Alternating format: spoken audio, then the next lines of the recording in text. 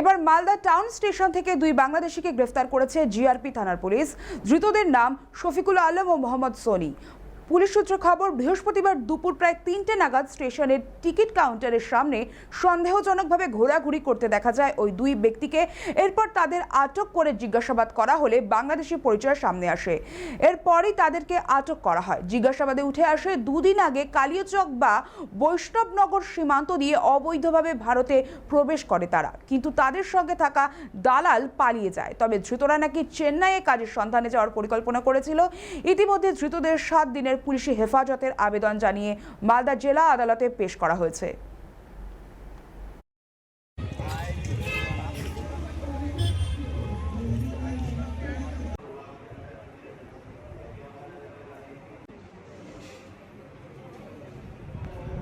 দুপুরবেলা আমাদের platform party আর SOG party ওদের কাছে একটা খবর আসে যে বাংলাদেশের লোকগুলো মানে বাংলাদেশ থেকে ইন্ডিয়া এসে ট্রেনে উঠবে এরকম খবর আসে। তো ওটাই ওয়ার্কআউট করতে গিয়ে দুপুর 2:30 নাগাদ দুইজন ব্যক্তিকে আমরা ধরতে পারিয়েছি। তাদের জিজ্ঞাসাবাদ করে জানতে পারলাম যে ওদের বাড়ি হচ্ছে বাংলাদেশ। একজনের বাড়ি নবাবগঞ্জ জেলা, একজনের বাড়ি হচ্ছে জামালপুর জেলা বাংলাদেশ।